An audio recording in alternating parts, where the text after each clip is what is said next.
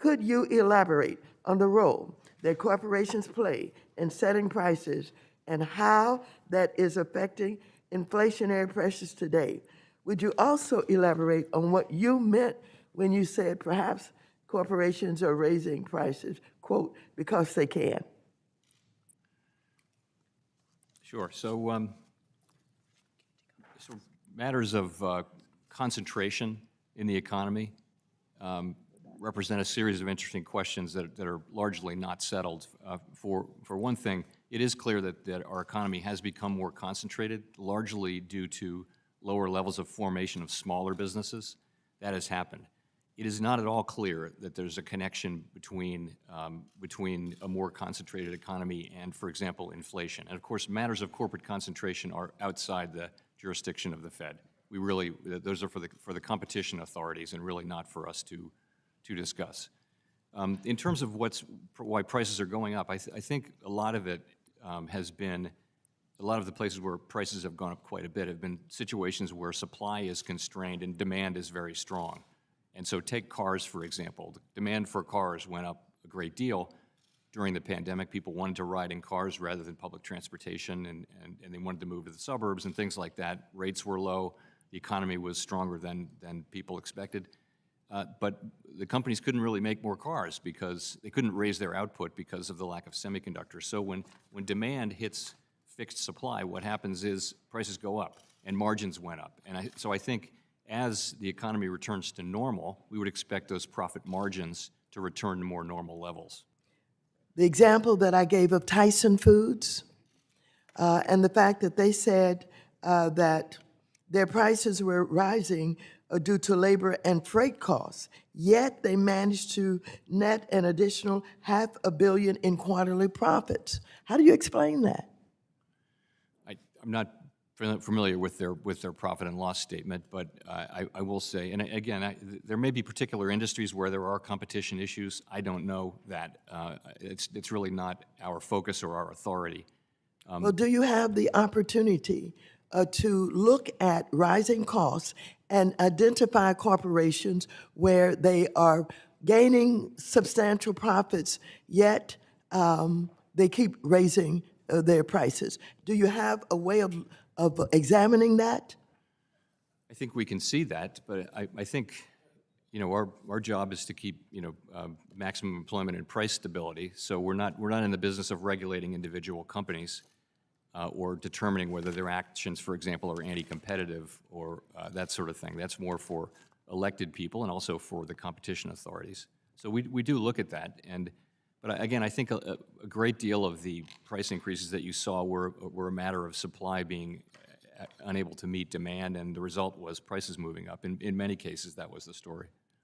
What is your level of commitment to fight inflation? Well, so it's unconditional, our commitment is, and the reason is that we need to, in a particular situation, we have a labor market that's sort of unsustainably hot, and we're very far from our inflation target. We really need to restore price stability, get inflation back down to 2%, because without that, we're not going to be able to have a sustained period of maximum employment, where the benefits are spread very widely and where people's wages aren't being eaten up by inflation. Really, it's something that we need to do, we must do, in order to have that kind of a labor market. We'll need to do it. How do you expect the economy to respond?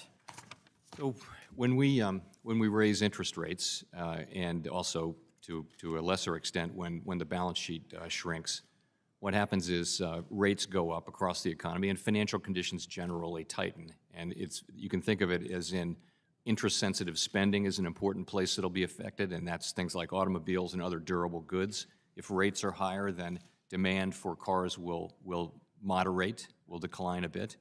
The second channel would be asset prices generally. We don't target any particular asset prices, but higher interest rates tend to bring them down broadly. That tends to mean a little bit less spending because people's wealth has perhaps declined a little bit.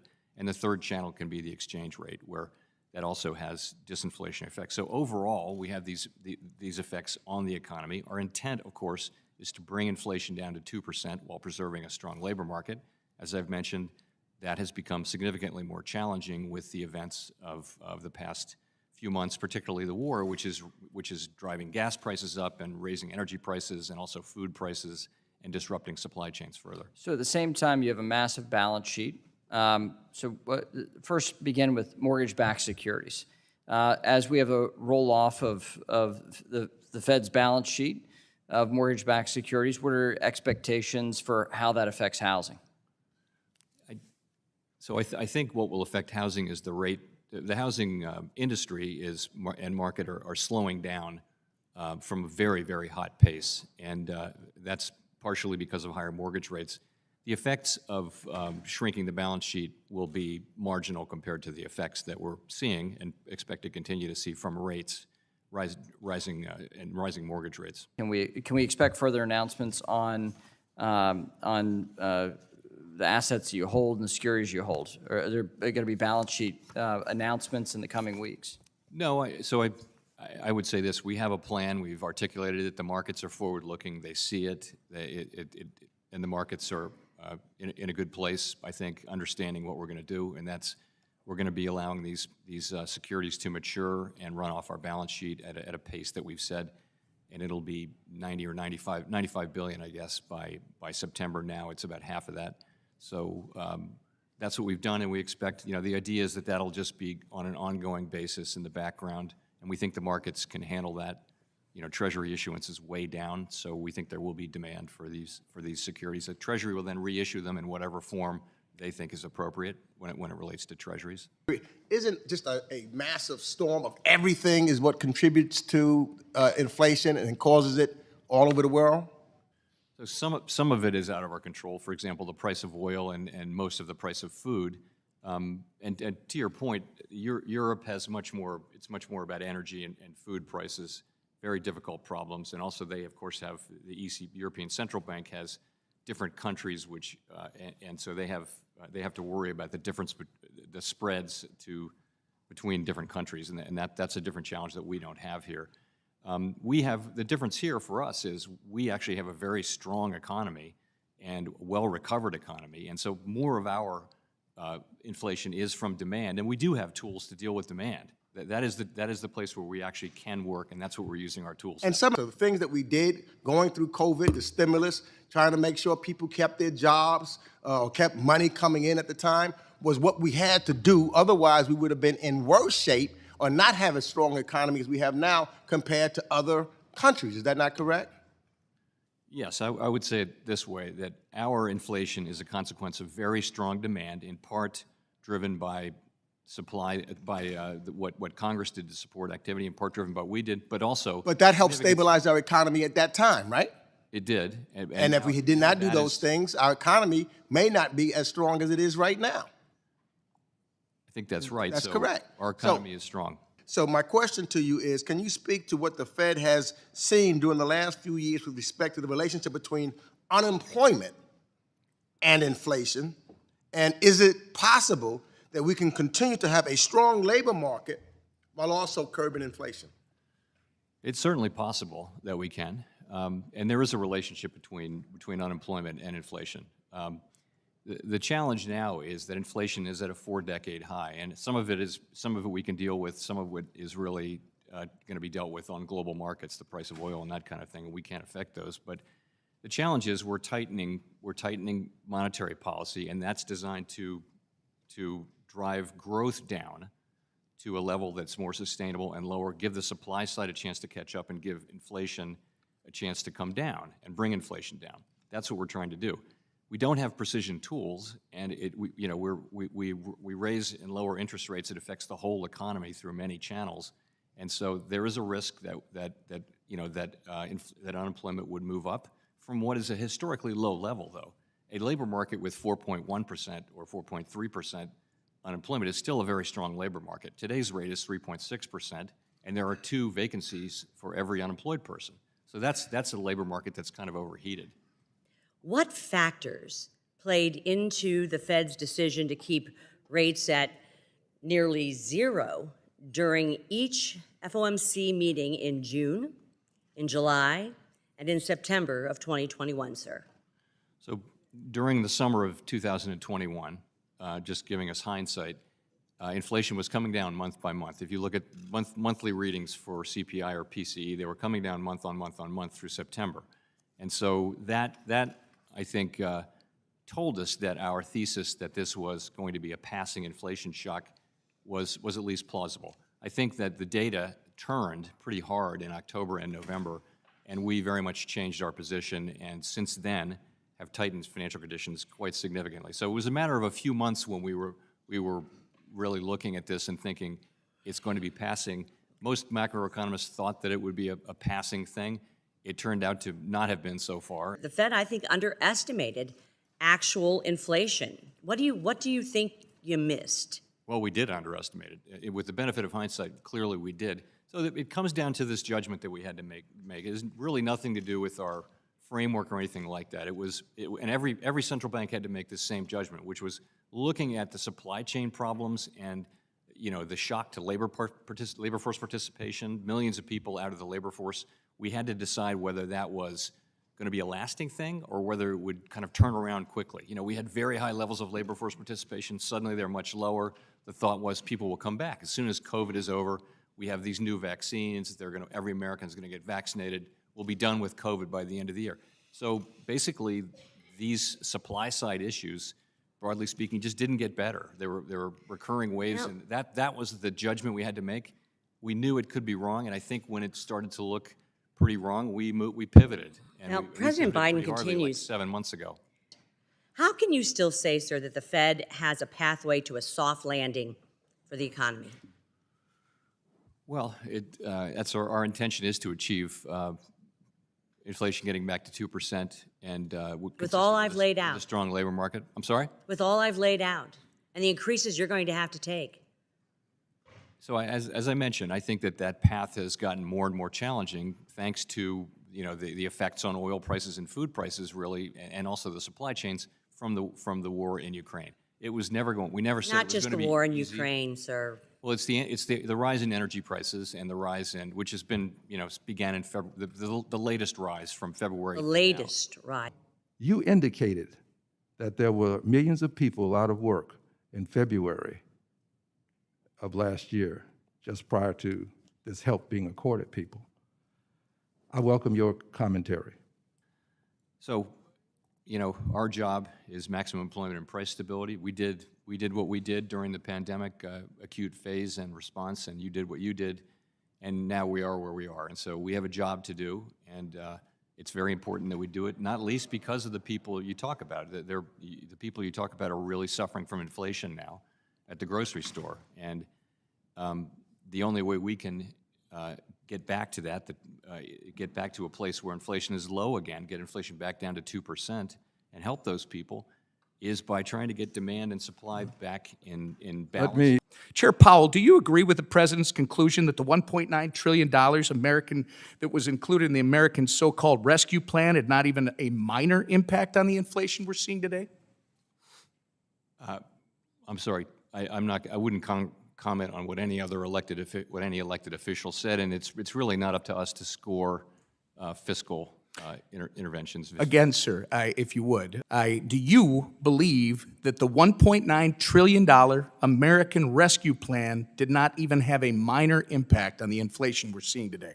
We didn't comment on the Tax Cuts and Jobs Act, we didn't comment on the CARES Act, and we won't comment on that act. And from that It's standpoint, we just interesting, don't do sir. that. It's not our Reclaiming. role. Chair Powell, do you have concerns that if Congress injects a new round of stimulus into the current economy, it could, and in fact will, add to the inflation we're seeing today? Again, really, it's not our role to give you advice on what to do. We report to Congress, not the other way around. We're sticking to our mandate and our mission, and we have a lot of work to do on that front, and not really giving you advice on what you should be doing. We take fiscal policy as something that comes to us, and we deal with it as part of everything else.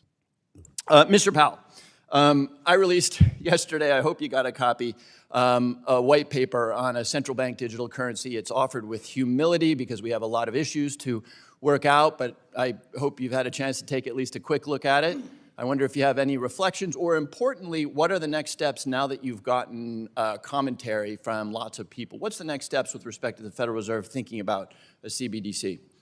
So I did have it, I printed it out, I have it here. I have not had a chance to read it carefully, obviously, given all that's going on. But no, so I think generally, we're doing a great deal of work.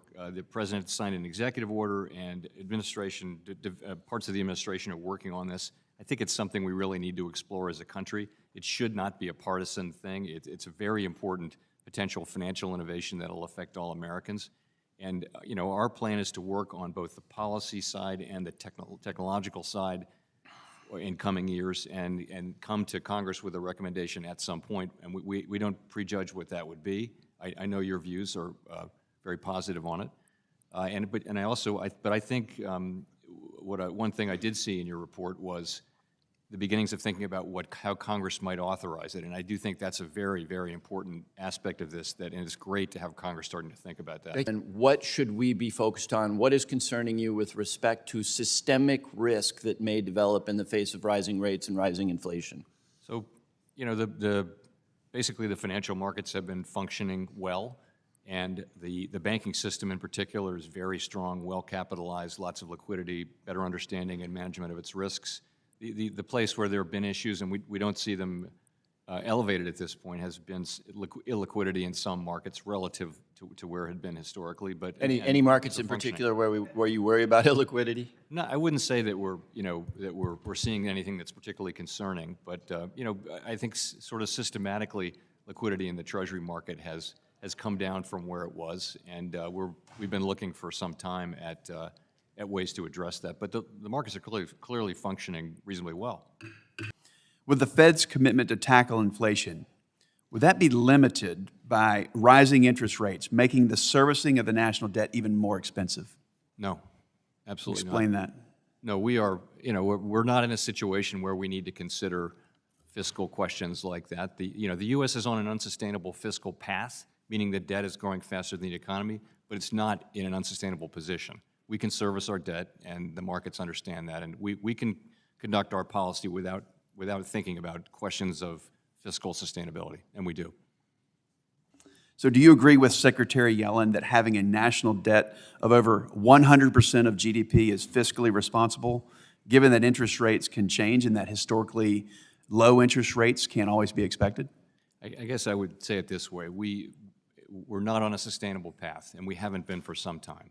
And that means that simply the debt's growing faster than the economy. By definition, that is unsustainable. There will be a point at which it becomes a problem of servicing the debt. We're not at that point. We're not close to that point. But we will need to get back where revenues and spending are better aligned. We don't need to pay the debt down. We just need to have the economy growing as fast or faster than the economy over a long period of time, and we must do that. I wouldn't say any particular level. There is no level that I can point to where there's a lot of science behind it being a problem, but we know that the path is not sustainable. So if we pursued policies to increase American energy production by approving more leases and building more pipelines to transfer that energy and cut down on regulatory barriers to make it easier for folks to produce energy and produce anything, wouldn't that make a real impact on energy prices and inflation in general, without us needing to use the Fed to slow the economy with monetary policy to deal with inflation? So these questions of the whole set of questions around energy are really questions for elected people. We don't have a mandate there. Obviously, the more supply there is, the price of something can go down. But these are trade-offs that you really have to weigh as elected officials, rather than. Do you believe that the vast amount of regulation is an impediment to economic growth? I will say this, we try hard at the Fed to weigh the costs and benefits of regulation, and we do think it's important to think about it that way, because there are benefits to regulation, but there are costs, and we don't want the costs to be any higher than they need to be, because that does weigh on economic activity. Yes. So, Chair Powell, on gas prices, could you talk about some of the supply constraints that have pushed gas and energy prices higher recently? Sure. So, two big things would be, just one, the price of oil is set globally, that's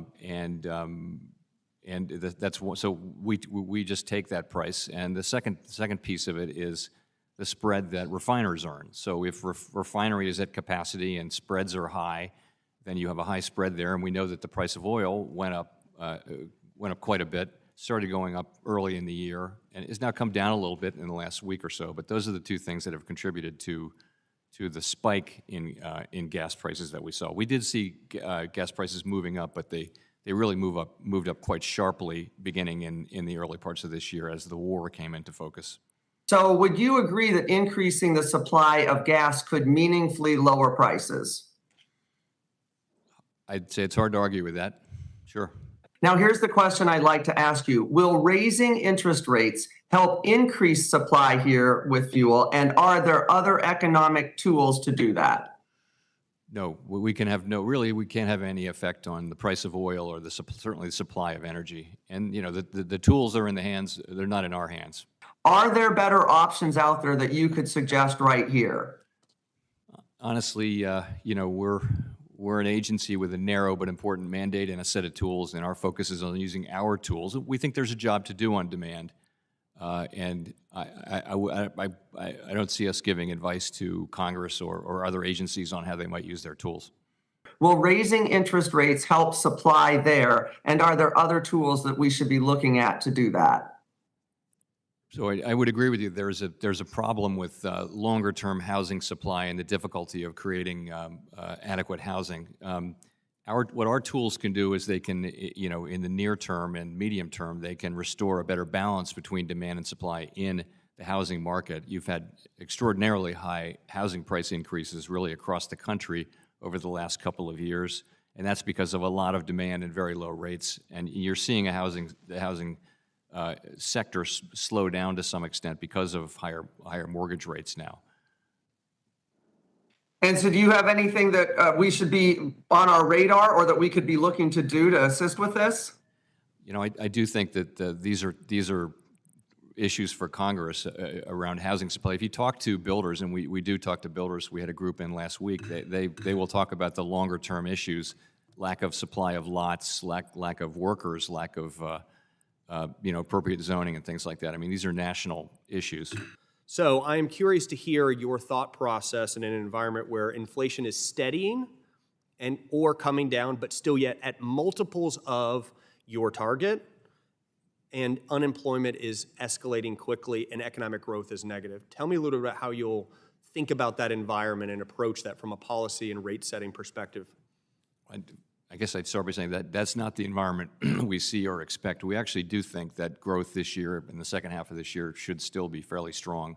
It is coming down from the very high reopening levels of last year, but the first quarter was somewhat anomalous. Private spending was actually at a very healthy level. Tell me about how you'll think about that environment. So the way our tools work, what we're trying to achieve is to have a moderation in demand so that supply can catch up. And so that'll take pressure off of resource utilization, and inflation can come down. That's what we're trying to achieve. But inflation will come down after that fact. Demand will come down first. Inflation will lag that, where inflation remains That's right. multiples of your target, but unemployment, because of that sagging demand, goes up. Economic growth is depressed because of that sagging demand. Tell me how you'll think about that environment. So the way we think about it from a policy standpoint is we raise interest rates and shrink the balance sheet. That affects broad financial conditions. Indeed. And that affects the economy. So the question we'll be asking is our policy rate, that's the thing we control, is it at the right level so that it's affecting financial conditions in the economy in the way that we need and intend? And I want to know how you will intend to affect them where unemployment is going up and economic growth is negative, but inflation remains high. I think you would, in that hypothetical situation, I think you would say that would be a setting in which inflation could be expected to come down. As I've said, we'd like to see inflation coming down as well. Right. So the question is, you've got choices. So you could move rates down or steady rate escalations in advance of inflation hitting your target, as long as you saw it beginning to come down, if economic conditions or your other mandate, full employment, begin to show weakness.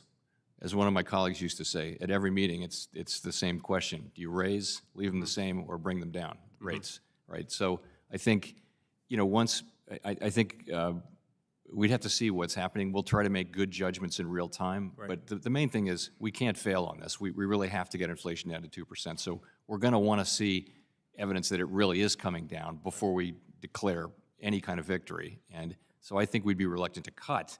Do you believe the CPI measure of shelter costs understates the actual increase in housing costs? And do you have any suggestions for actions Congress can take to lower housing costs for Americans in the short and long term? There's some sense in which it might understate costs because it's not capturing leases that haven't turned over yet, right? So it's really looking at leases that are turning over. So probably it's a higher rate.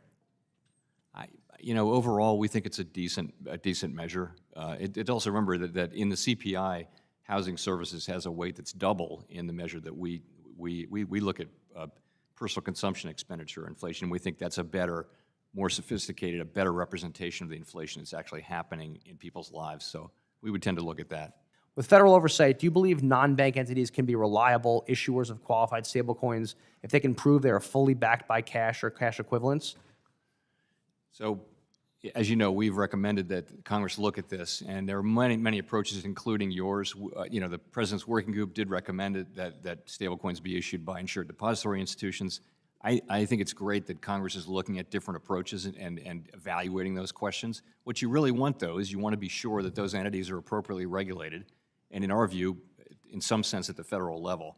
So, but I think that's going to be a question for Congress. You know what the PWG came up with, but I think there are different approaches.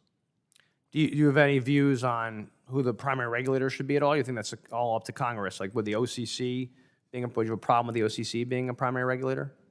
For national bank charters, yes, but I mean, the thing is, stable coins are used now principally in the capital markets, as you know, around the platforms, the digital finance platforms, and that's more in the bailiwick of the SEC. If there were going to be payment stable coins, we should be involved, and if it's going to be about banks getting involved, it'll be the banking regulator. So I think it's going to be, we're blessed by a plethora of regulatory agencies in the financial sector, so that'll need to be sorted out. Do you think that's something, given the challenges we've had in the last months, that's something we have to move quickly on? Are you concerned with how long it's taking Congress to actually act there?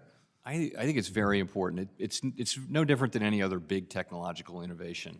Airplanes, for example, there comes a point at which a new regulatory framework is needed to protect the public and create, preserve innovation and competition, foster, support all that. But that time is coming for digital finance, and I think I'm encouraged that there are now a bunch of bills and proposals, and that Congress is working on this. I think it's important that it get done quickly, because as we've seen, these companies can grow really quickly, and we've also seen that they can have reverses as well. And you think overall the ideal role of the Fed in overseeing stable coins is what? What ultimately you think long term, what's the role of the Fed? Well, so the one question is around CBDCs, right? Is do we want a private stablecoin to wind up being the digital dollar? And I think the answer is no. If we're going to have a digital dollar, it should be done by us. We don't know that we need a digital dollar as such yet, but I think that it should be government guaranteed money, not private money that is really created for the benefit of the private issuer. So that's one thing. I think also we're very important in payments. So anything to do with payments that the public is involved in, we should be involved in that too. Chair Powell, is it Federal Reserve practice to comment on bills passed by Congress in the Monetary Policy Report? No.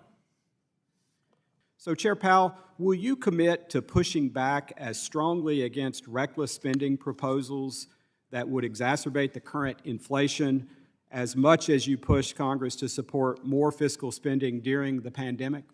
So I didn't support any particular bill, but I did say that there was more to be done.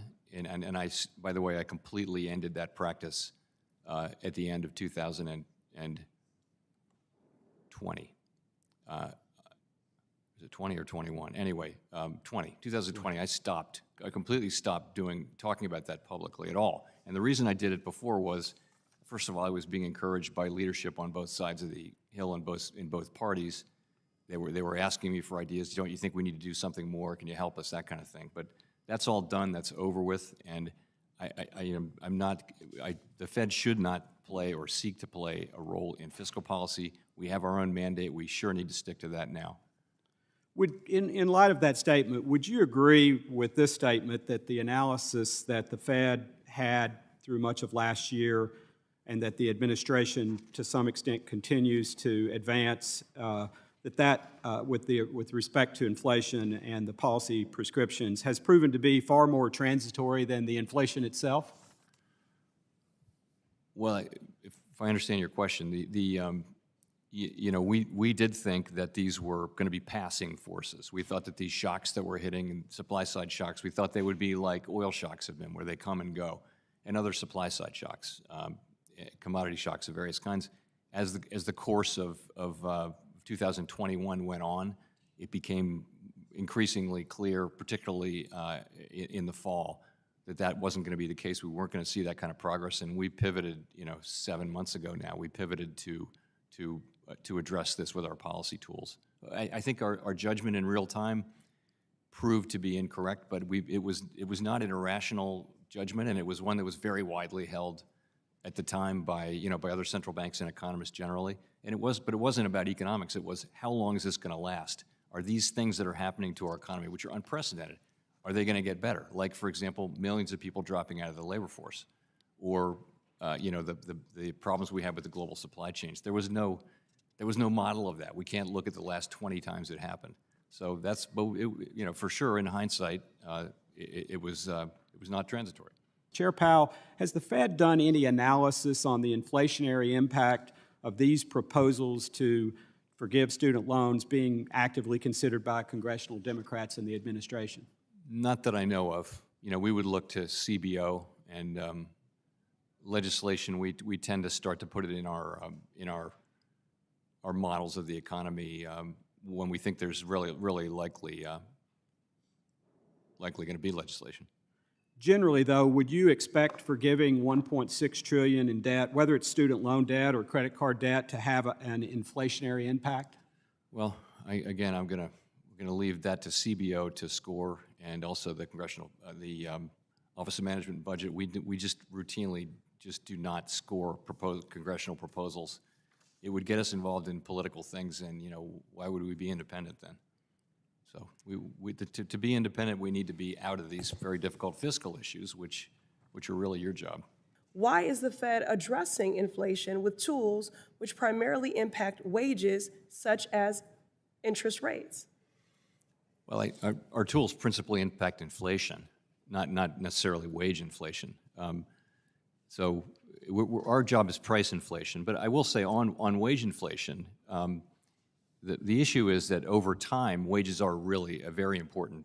Over time, looking forward, are very important, particularly for service companies where most of the costs are really in wages. And wages, we all love to see big wage increases, but these increases that have been having, some of them are just substantially bigger than would be consistent with 2% inflation. Do you agree that the Fed needs new tools that are more precise to better fulfill its statutory mandate of price stability and to maximize employment? No, I don't think we're looking for new tools.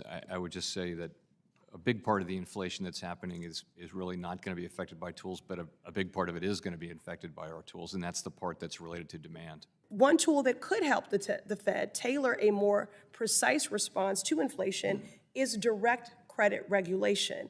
This would allow the Fed to regulate the availability of credit in the specific sectors of the economy experiencing high inflation without impacting other sectors. Would you support Congress passing legislation to give the Fed more precise tools to tackle inflation, such as this idea? That's not something we would seek. Of course, it's up to Congress to make those decisions, though. What additional tools do you believe the Fed needs to respond more precisely to inflation? Well, again, our tools they're blunt, but they are the right tools to deal with broad aggregate demand, and that is a more important determinant of inflation than energy and food prices. As painful as energy and food prices are, the bigger piece of it is related to demand. We can't help with energy and food prices, to your point, but we can help with aggregate demand, and we do that through the tools we have. We're not seeking a deeper involvement in the economy like you're talking about, but again, that's a question for Congress. Congress can change our toolkit or our mandate. You noted that you ended your public statements in support of fiscal stimulus by the end of 2020. Is that correct? Yes. And so it'd be after that that the Democrats, under one-party control, passed $1.9 trillion of additional fiscal stimulus. After it had already stopped making public statements in support of additional fiscal stimulus. I have the timeline correct? Yeah, I mean, again, I'm not asking you to opine. I just want to make sure I had the timeline correct. I took no position publicly or privately, and neither should the Fed chair do so. Looking at 2021, we saw real GDP growth about 5.6% in that year. Is that correct? Yes. In the year of 2021, we saw the Fed's balance sheet increase by about $1.5 trillion. Is that correct? Sounds about right. During the year 2021, the Federal Reserve ultimately purchased about 54% of all federal debt issued by the Treasury. Is that accurate? I don't know that. If you have the number in front of you. The federal government, paid in debt payments last year $580 billion. Is that correct? I don't know.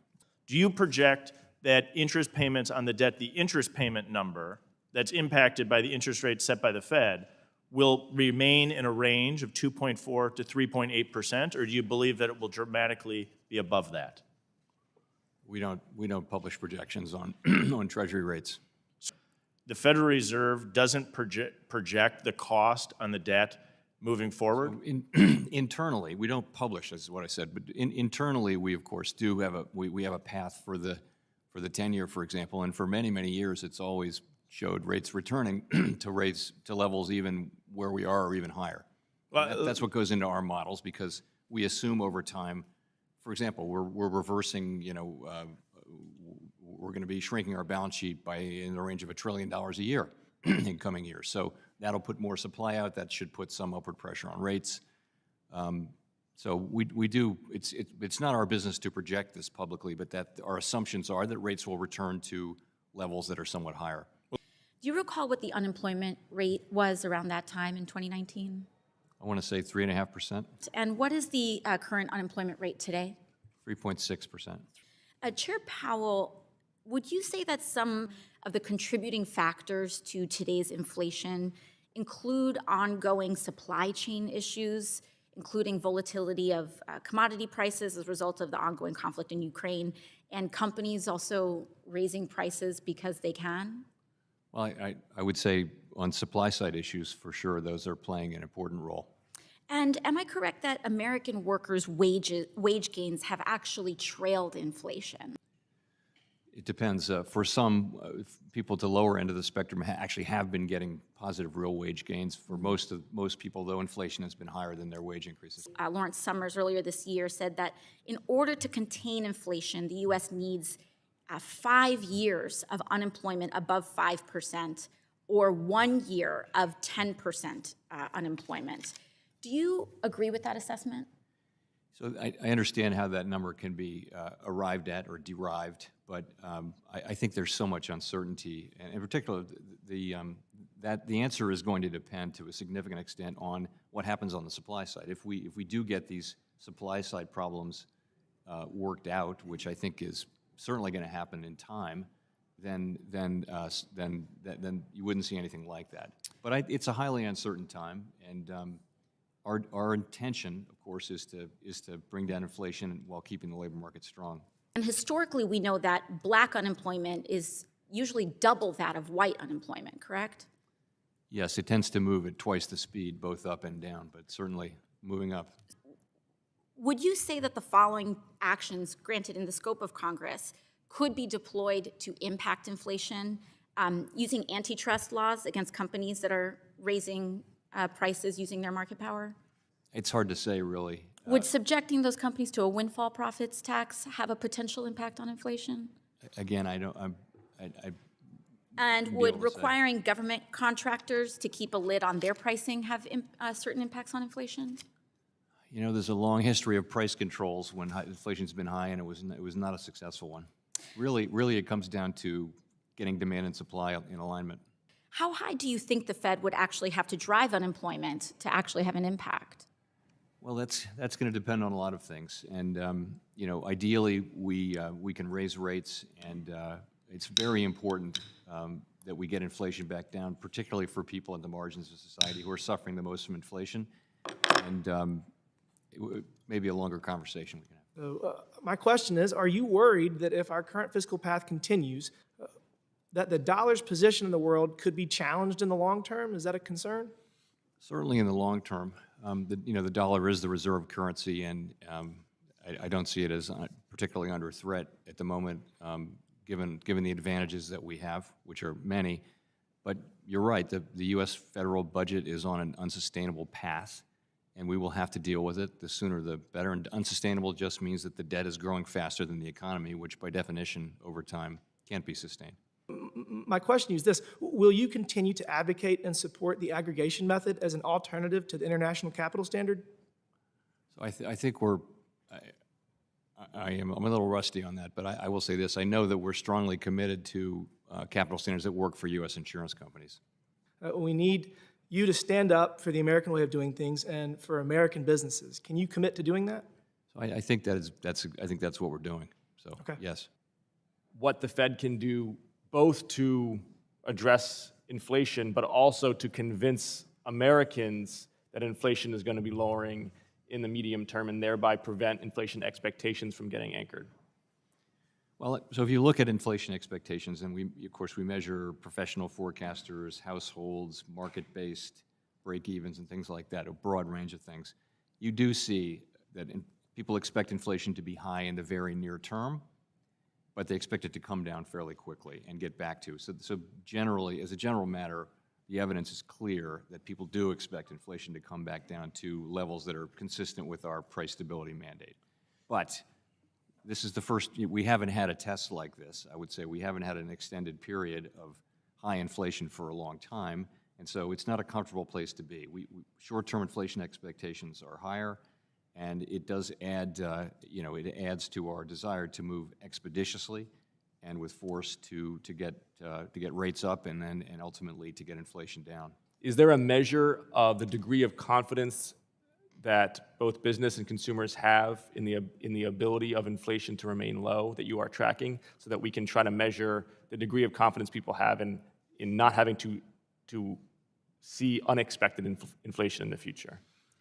So first, I agree. But ultimately, this is the point is that if the public retains confidence that inflation will come down, if their expectations remain anchored, then it will come down. That is we think that's how self-fulfilling, it works, right? So by many measures, we track them all. I mean, we put them all in one big measure called the Index of Common Inflation Expectations. We do that, and we publish that at various times. And It they're strikes me, sending though, that basically that message that essentially, yes, inflation expectations are anchored. But as I said, that's good, but it's not enough. We need to get inflation down because inevitably over time, these expectations are going to be under pressure. Are you able to track, though, it seems like you also want to track volatility within that index of inflation expectations to see how much confidence people have that they're not going to see unexpected inflation? Yes. We look at the distribution, and there's some small signs, concerning signs, and we just can't allow that. We really have to. Ultimately, our whole framework is about keeping inflation expectations well and truly anchored, so that inflation will return to that anchor. Can you explain how quantitative tightening, I guess we would call it now, is going to play into that? Unrolling quantitative easing of the last 10 years? Sure. So it's quantitative easing in reverse. So what quantitative easing does is it reduces the supply of risk-free, longer-term assets, and that tends to drive rates down as people want those. And when we loosen our balance sheet, when we shrink our balance sheet, what happens is the public will be holding more of that paper, and we won't be holding it, and that should have some upward pressure over time. Markets are forward-looking, so they're already pricing this in. And you don't project any changes in how you're going to do QT? So we put out a plan. We thought very carefully about it. We've announced it. Markets have seen it, and it's sort of priced in. And I think we would intend to keep to that plan. Of course, one of our principles is that we're always going to be flexible if that's warranted. Can you give us an update on FedNow and your plans for access both to established banks as well as to financial technology companies? So FedNow is supposed to go live next year. We believe we're on track to do that. We've got people working really hard on it. So that's something we're looking at. We are, you know, I mean, mainly it's for the broad sweep of banks, and we'll have to look at going beyond that. Would you agree that housing is a leading economic indicator on the health of the economy or on the direction the economy is going? It's certainly an important indicator. Because it affects so many different facets of the economy. It's an important, very important sector of the economy for the reasons you point out. And one of the reasons, regulations have been mentioned here. We now face on simple projects, regulations, and I would point out many of them needless to be 35, 38%. That's, when you combine all of these things, housing is going to take a tremendous drop. That will affect the economy, wouldn't you say? I think all of those things are affecting the economy. Is greed that has been mentioned here a leading cause of inflation? I think it's a macroeconomic phenomenon that's caused by the things we've been talking about. Was greed not a factor 4 years ago? You know, I mean, if it's a factor now, were they just less greedy in 16 through 20? it's hard to see why there would have been. Right. And did Putin, was he responsible for the low gas prices that we experienced from 16 and 20? Not as far as I know. Debt relief for college students that's been proposed by this the current administration. How will that have an effect on the economy? And I think the number that's been talked about to forgive $50,000 per student, will that affect the inflation and the economy? You know, as I mentioned, we don't score these bills from an inflation standpoint. It wouldn't be positive, though, would it? Sorry? I doubt it would be positive, would it? Well, I don't know. I mean, that's for elected folks. All right, and on the central bank digital currency, would you have to have approval from Congress before the Federal Reserve got involved? I can't imagine that we would move forward without authorizing legislation. So you'd have to have the approval of Congress. Yeah. Yes. What is the inflation rate in the European Union? Overall, I wouldn't put. Did they receive any money from the American Rescue Plan? Not to my knowledge. What is the inflation rate in Estonia? In Estonia, don't know.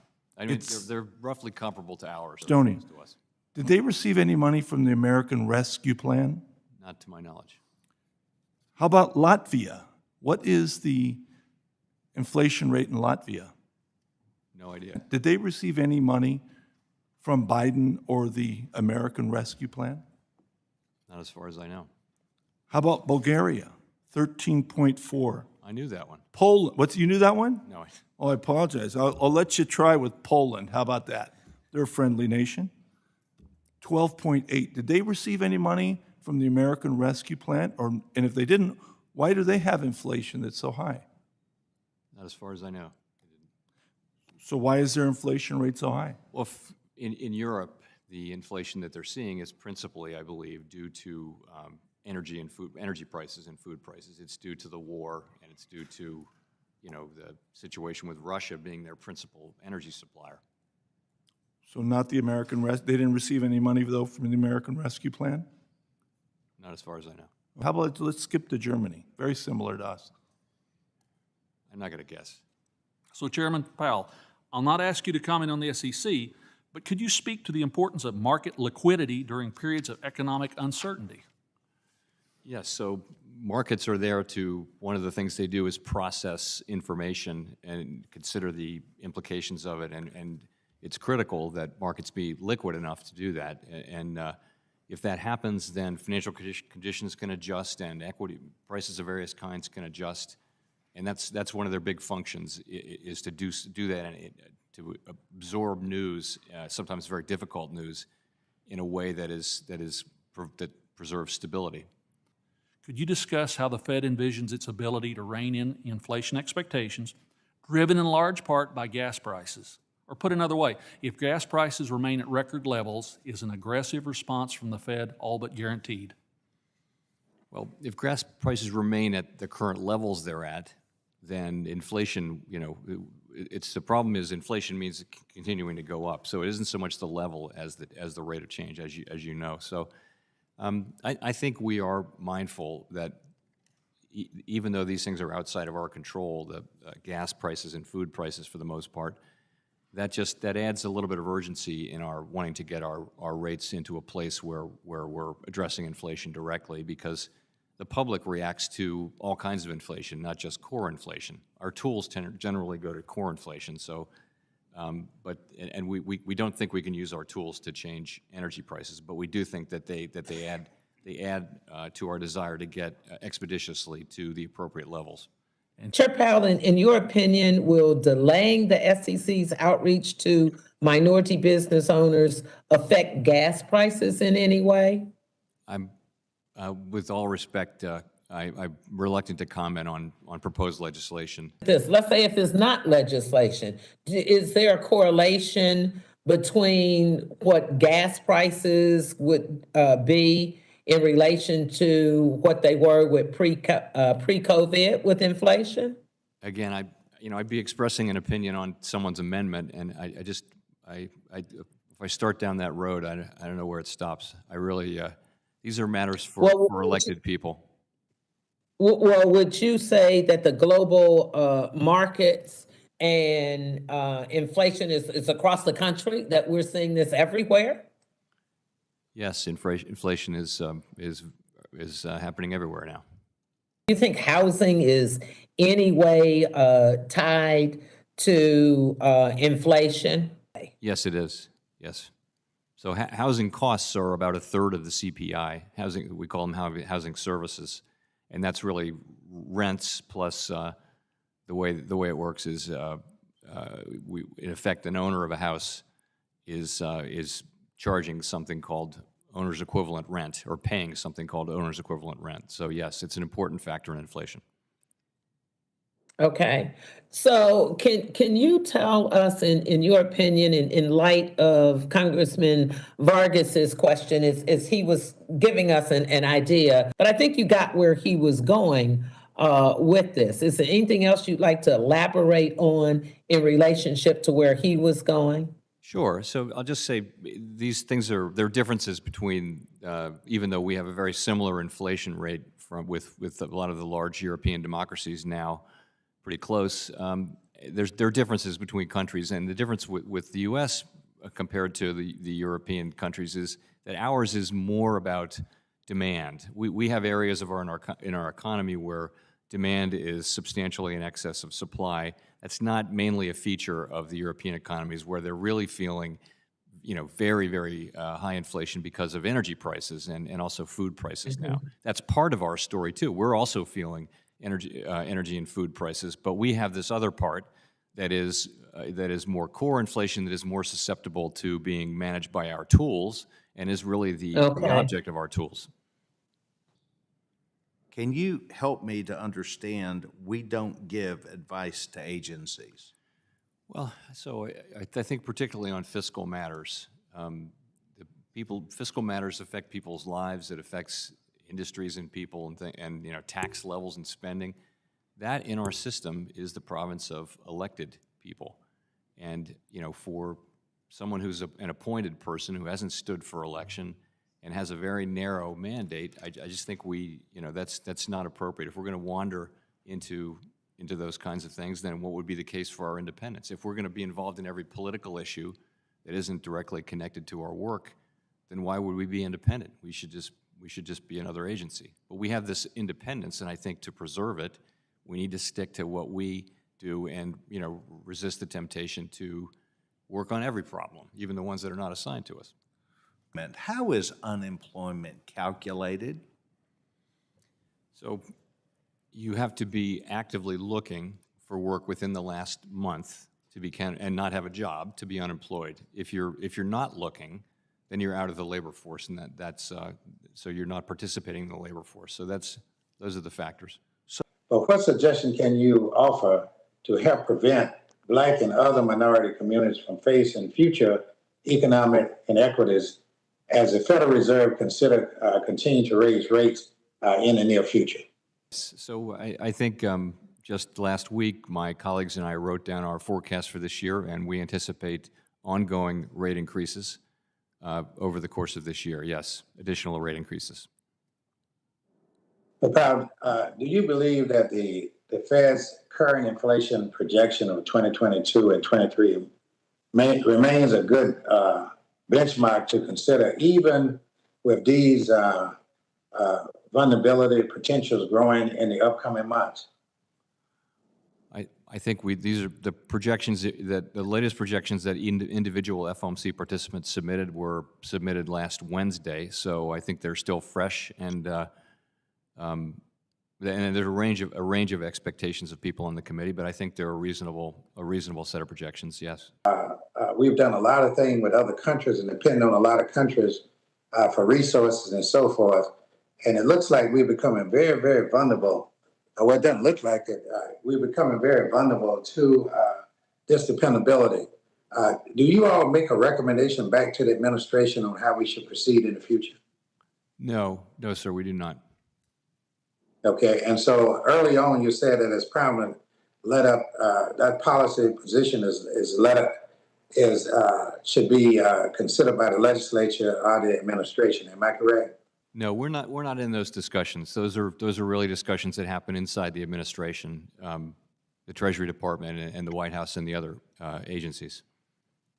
Do you believe the CFPB is an arm of the Federal Reserve? And do you have any control over their actions? Well, they're an independent agency. We have no control whatsoever of their actions. They are actually, though, legally a bureau.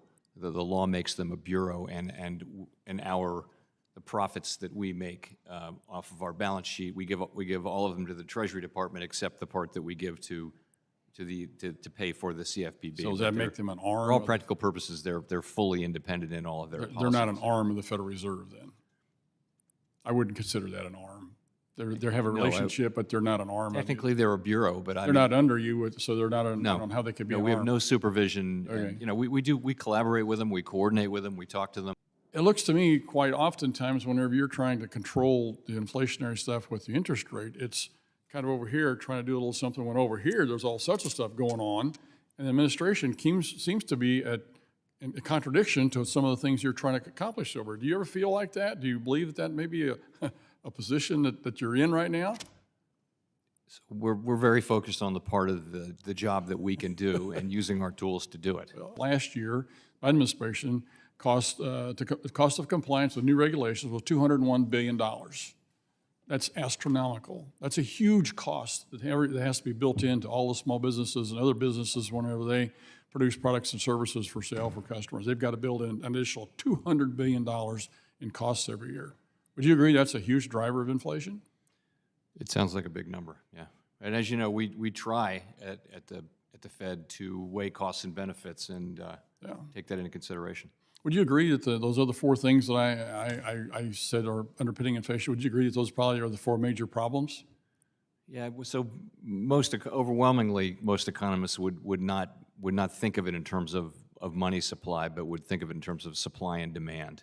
And although there may be a role for money supply, they would think in terms of supply and demand being out of balance. And that's how I think about it. You know, the definition of inflation I've always had was too many dollars chasing too few goods and services. If you throw more money in, you have more money to supply to the consumers.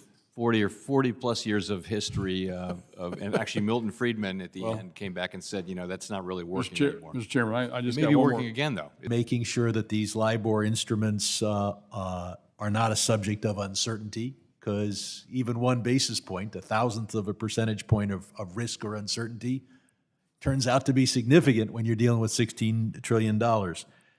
So Chairman Powell, can we count on the Fed in getting these regulations out by mid-September? Yeah, so by the way, thank you for all of your efforts on this technical problem, which have really helped move it along. And in terms of the rule, yes, we know the deadline. We know it's a tight deadline, and I'm assured that people are working very hard to meet that deadline. And keeping mortgage rates low, I would think, would help inflation. Is there any possibility that you would take a look at that and perhaps keep in your portfolio some of your mortgage-backed securities and perhaps have a mix of mortgage-backed securities and treasuries in your balance sheet? So we're committed to having a mostly Treasury, not all, but mostly Treasury balance sheet. And we don't have that now, and you know, treasuries are going to start to roll off, mortgages much less. So we have not decided to start selling mortgage-backed securities, but we've said that we'll look at that again when this process is further along. And if we do, I don't actually think that the things we would do would have much of an effect on mortgage rates compared to, well, the effects that we've already had. We have obviously faced a recession risk. Biden says that a recession is not inevitable. Do you agree? I don't think that a recession is inevitable. Thank you.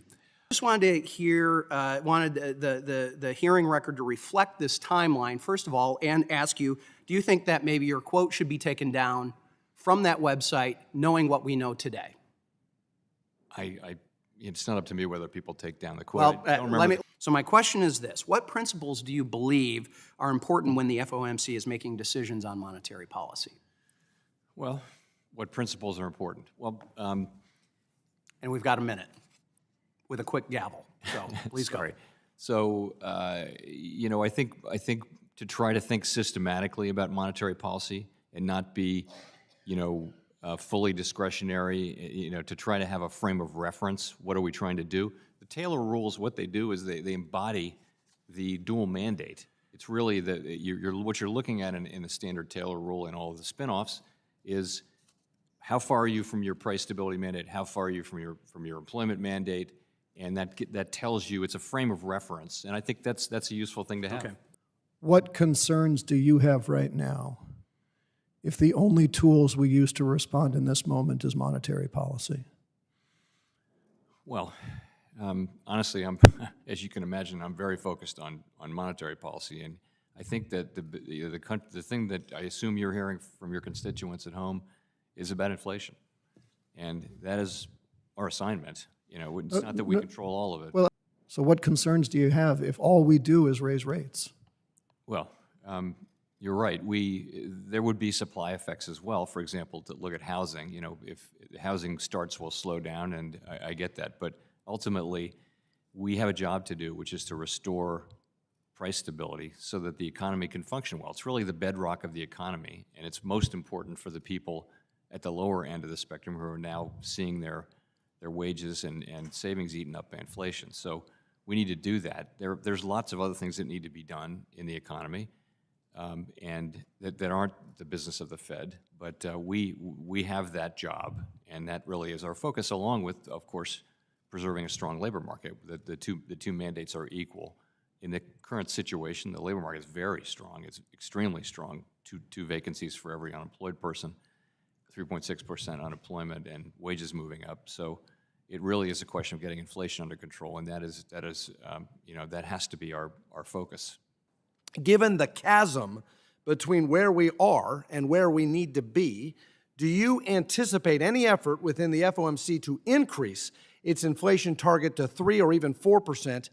And will you commit to resist any efforts to change the inflation target that would make it even more difficult to anchor inflation expectations? No, that's just not something we would do. We're shooting for 2%. Great. And will the FOMC consider reversing the adjustment to the inflation targeting framework that it made in around August of 2020 to get back to a target of 2%?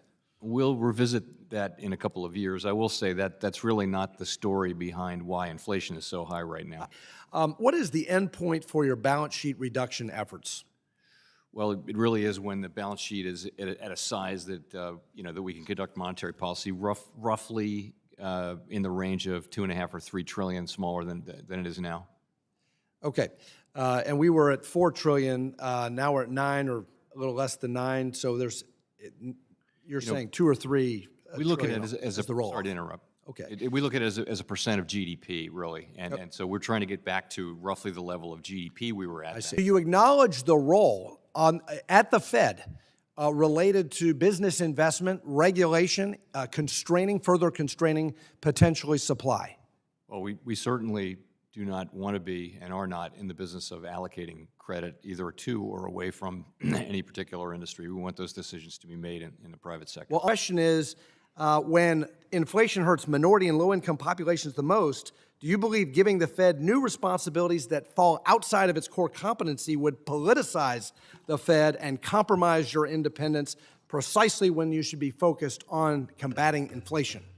I just was going to say that the public's been well served by the dual mandate, and I would be concerned with any statutory requirement that sets us up to be accountable for achieving things that we can't achieve with our tools, and I do think that's a concern. Do you believe, as I do, that public investments in an expanding housing supply would bring us closer to addressing the housing affordability and housing inflation crisis? So I would agree that housing is in short supply and there's an issue there, but the question of how to address that is one for you. Right. But if public investment had the effect of expanding the housing supply, that would have an impact on reducing inflation in the long run. Is that a fair assessment? Again, I'm reluctant to be drawn into supporting. Nope, I'm not just an objective description of the impact. I'm not asking for you to express support. I think more supply generally, means that demand Lower prices, right? Constant, then prices would be lower. Okay. Is it fair to say that catastrophic climate change, if left unchecked, will likely lead to more inflation and not less, and will likely render the Fed less effective at reducing inflation? Would climate change do that? Yes. Over a very long period of time, I think it'd be very hard to say, and it'll depend on what's the governmental response. It'll depend on what's the private sector response. It certainly has the potential. I think some people think that dealing with climate change will put upward pressure on inflation, though. But in the long run, if climate change disrupts the supply chain, right, that will obviously lead to higher inflation, and that's the kind of inflation that the Fed would have most trouble reducing. Is that fair to say? Yes, but again, I'm reluctant to get into an issue that we're not climate policymakers. Yeah. We don't have to weigh these decisions that you do. It's really a question for elected officials. Regarding the present, how much higher could the interest rate go? What does the worst case scenario look like?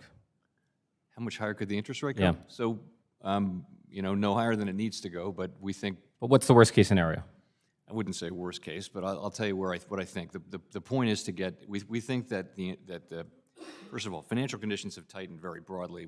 But the federal funds rate, our own policy rate, is still quite low. So we want to get it up to neutral pretty quickly, and then after that, we think it needs to be in a place where it is moderately restrictive, meaning above the neutral rate, and that's only appropriate because we have inflation at a 4-decade high. So my colleagues and I wrote down sort of a range of 3 to 3.5% by the end of this year, and then maybe 3.5 to 4%. Now that's all highly conditional, based on many assumptions. I think we'll do what makes sense as we go, but those are rough estimates, I think, of what we think might turn out to be appropriate. And then the Fed has a target of 2%. How long will it take you to reach the target? So we, in forecasts, I would say generally my colleagues and I expect that inflation will move down over the course of the next 2 years, much closer to the target.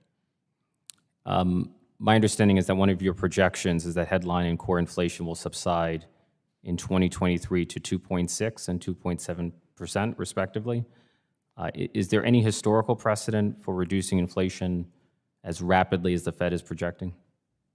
Well, yes. I mean, unfortunately, Paul Volcker had to do something very much like this, much larger, on a much larger scale. And but yes, we core inflation, core PCE inflation, has actually tracked down a little bit from the very hot levels of late last year, and is closer to 4%. So I think it's plausible that through using our tools and ideally the supply side healing, that we could get inflation down to those levels next year. As I understand it, there are two models of CBDCs, intermediated and disintermediated. The Fed can either operate through the commercial banking system, or it can enable consumers to have direct accounts with the Fed. Which approach are you inclined to favor? Intermediated. Intermediated. We actually don't have legal authority to provide accounts to anyone but depository institutions. And you've said the Fed has said it does not intend to proceed with the issuance of a CBDC without clear support from the executive branch and Congress. Do you see congressional authorization as a policy preference or as a precondition for creating a CBDC? I think we'll need to have an authorizing law, and I think we haven't decided whether we think this is in the public's interest. If we do, we'll come to you. Again, But as a matter of law, or is it a policy preference? Like, what is your view? It's a matter of law. As a matter of law, okay. So my first question is, Does the Fed need a positive capital cushion in order to carry out its mission as our central bank? No, we don't. Can you explain to people why not? Sure. So what we do is, our liabilities, our currency, for example, is a liability to us, and it doesn't earn, we don't pay any interest on it, but we own the contrary asset as Treasury bills, so we actually have substantial earnings, and we give those to the Treasury Department by law over the course of the year, and we've given $1 trillion worth of those earnings to the Treasury Department over the years. So we don't retain it as capital because we don't need it. It's literally not required for us to conduct the operations and do monetary policy. We don't, and we have a very thin sliver of capital, but it's sort of symbolic. It's just not something, we're not a private institution. So as interest rates increase and you have to pay out interest on reserves, and you've got about $9 billion, I think, of operating expenses, there is a point in this interest rate increase where potentially you'd be at an operating loss, I take it, and that you would not be having a profit to distribute to the Treasury. Is that possible? Yes, that can happen, but again, it will have no effect on our ability, no effect whatsoever on our ability to conduct policy, and it's not something we would consider in setting policy. Right, and you just would treat that as a deferred asset, is that right? Yes, in other we words, this is capitalize money it. you owe back to the Treasury when you start making a profit. You'd pay that deferred, you'd write that deferred asset off, right? That's exactly right, and we'll pay it back down to zero. So how does it then, since the Congress has imposed on the Fed an obligation to pay for the Consumer Financial Protection Bureau all their operating expenses, they just send you a memo and ask you to pay for that when you don't have cash? Is that added into that deferred account asset? Yes, as a practical matter, it would be. It would be very It's small. do you agree philosophically that ideally the Fed earnings wouldn't be earmarked for a particular on-budget operation? You know, in a perfect world, we would fund agencies through different means. Either many of them are self-funding. They get funding. Can you tell us again how you use rules like the Taylor rule to help guide you in interest rate policy? So they're just embedded in the work that we do, deeply embedded. And basically, anytime you make a forecast, you have to make an assumption about monetary policy. And so what you do is you use some form of a Taylor rule, and there are many different iterations at this point. I think, but more fundamentally than that, we do try to be systematic in monetary policy, and rules, you consult rules and help. So let me, just in the few seconds remaining, Taylor rule indicates, I think, short-term rates might be in the range of 6%. You're not there yet, obviously, to fight inflation. How do you get there, and over what period of time? So the real test is that financial conditions need to be they need to be in a place where they're causing the desired outcome in the economy, and that's and so there's been so much tightening that isn't reflected in the overnight rate yet. Right. So really, we've done a whole lot more than the changes in the overnight rate would. Chair Powell, how do you think the Fed's interest rate increase will impact the cost of construction? So I think it's going to lead to, and it is leading to, a slowdown in the housing market. You're seeing fewer buyers. You're seeing housing starts move back. That the housing market's going to be cooling off. It's been very, very hot. Price increases have been extraordinarily high, and it's one of the channels through which monetary policy works is interest-sensitive spending in particular. So I do think it doesn't directly affect construction costs, to your question, but many home builders do work on borrowed money, and it'll certainly affect their profits and their activities.